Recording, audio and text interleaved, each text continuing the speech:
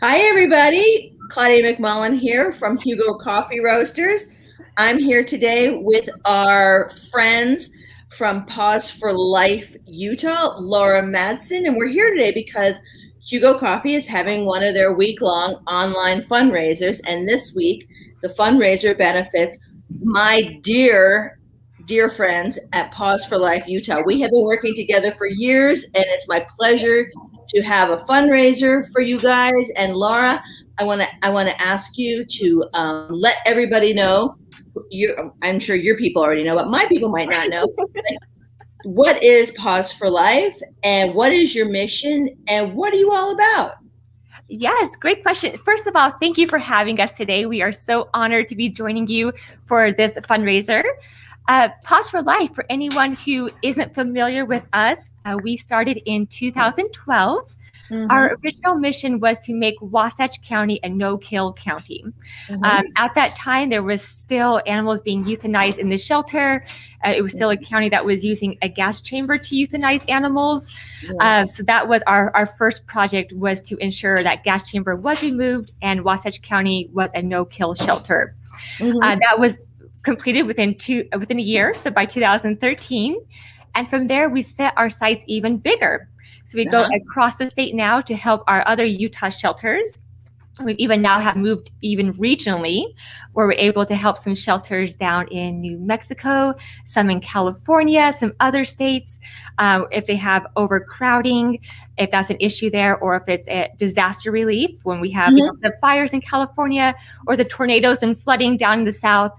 We are able to open up our foster homes and open up our program and bring those animals into safety. That's fantastic. So here's the thing people need to know. So I used to run Friends of Animals Utah.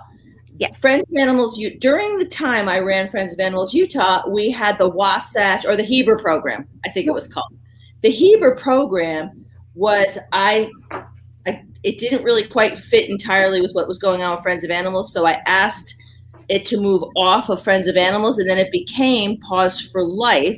So it started as a program with Friends of Animals and is now Paws for Life. And I remember meeting with those, with the people from the shelter. I remember how being horrified that not only was it still a kill shelter, it was euthanizing by a gas chamber. It was just horrifying.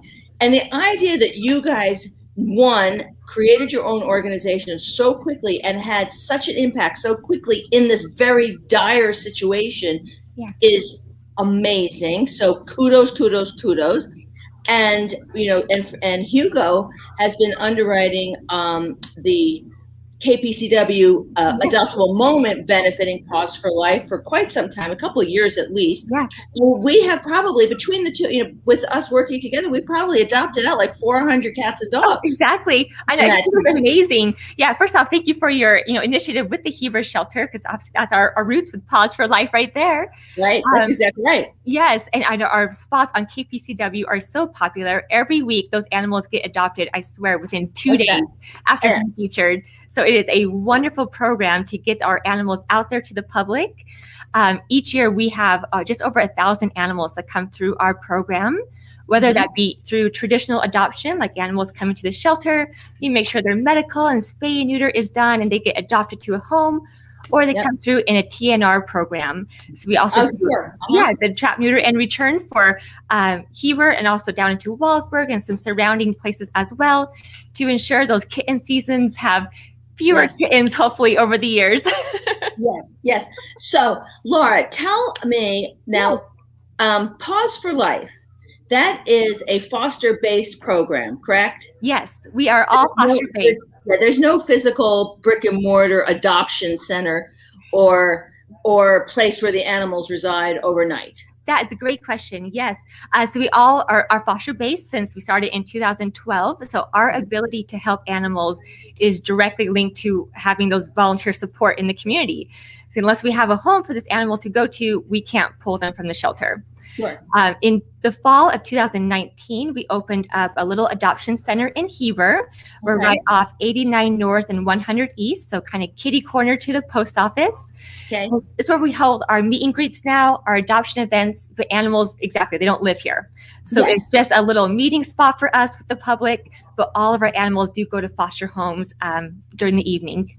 And how big is the foster network that you guys have developed over down there in Heber? Yes. And probably beyond Heber, probably well beyond Heber. Exactly. Yeah, we have a lot of our fosters in Heber and Park City, but we also have quite a few down into Orem and Salt Lake and Bountiful and even down into Nephi area right now. We have some wonderful fosters down there. So it really is a large stretch of our foster homes. Each year we consistently see at least 80 returning volunteers and fosters who come in, who bring in litters of animals or some harder behavior cases. That really varies person to person how many fosters they take per year. But we're consistently seeing at least 80 volunteers each year bringing in those foster animals. That's fantastic. Now, also, tell us a little bit about your programs. Now, I know you have a TNR program, which is a trap, neuter, release. Exactly. And then I know you have relationships outside of the state, even like beyond the region. So to explain a little bit about some of the programs of Paws for Life. Yes, our main focus is through adoptions, traditional adoptions, and making sure we are supporting the shelters. Our first focus is always Utah, that we are helping our shelters here to remain no-kill and taking in animals to avoid overcrowding. From there, we're reaching out to our surrounding states to see how we can support them to ensure fewer animals are being euthanized in the shelter. So adoptions is our main focus here. Past couple of years, we have expanded more with that TNR program because, right now being kitten season, we are seeing that huge influx of kittens coming to the shelter. And primarily, more times than not, those are because of feral cats out there who have one litter, then the next, and the next, and the next. So we're really trying to reduce that stress and that burden for the shelters by ensuring those cats out there in the community are getting spayed and neutered. And a lot of times, this is the only time they really get medical care. That's right. That's exactly right. So we count those cats. Yeah, we make sure they're getting antibiotics if they're needed. They're getting dental work done if needed. Getting that spay and neuter, their vaccines, and then they are returned or relocated depending on the situation. So those are two big programs. We do kind of reach out a little bit more. It's been a newer development with us to do more spay and neuter supports. That's kind of still in the works here, but we hope to have more news regarding that soon. But TNR and adoptions are our main focuses right now. Excellent. Now, here's a question. Yes. Now, say we kill it in this fundraiser this week. Say I could write you a check on Monday, which is what I want to do, by the way. Every Monday, I write the biggest checks I can. Tell me what you would do, what Paws for Life would do with a check for $500. Absolutely. Our focus would be TNR. That is our big one right now, especially with COVID last year, that kind of threw a wrench in everyone's plans. And we saw that where the spay and neuter clinics had to shut down for a while. So all those kittens and young cats we could have caught last year are now having their own kittens this year. So we're definitely playing some catch up right now as far as TNR goes. Right now, we've had just over 100 cats go through our TNR program, that being Heber and Walsburg primarily.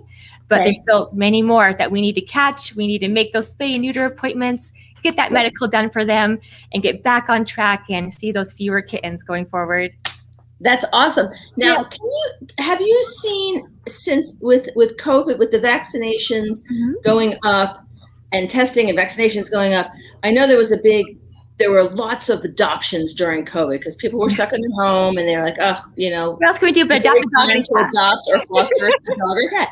Have you seen returns, or has the adoption rate maintained even in the face of vaccinations? Yeah, that's a great question. And that was a concern that people were bringing up last year and kind of going into this year as well. They're saying, well, everyone's choosing to adopt in these non-normal circumstances. What happens when they go back to their regular routine? They're not going to keep animals. And some shelters and rescues may have a different experience. For us, it's been typical. We haven't seen an influx in returns. Each year we average about 40 returns, which is this normal for us, and we're on track for that this year as well. And those could be, returns that were adopted weeks ago or that were adopted years ago. Sure. Like right now, we had a couple dogs come back after 3 or 4 years because their owners just passed away. So it's not always a lifestyle change. It's just sometimes, things out of their control, like a death in the family, and they always come back to us because we always want to, for the life of the animal, be that support for them. Sure. So with the COVID, you obviously saw a huge influx of adoptions and fosters on our end.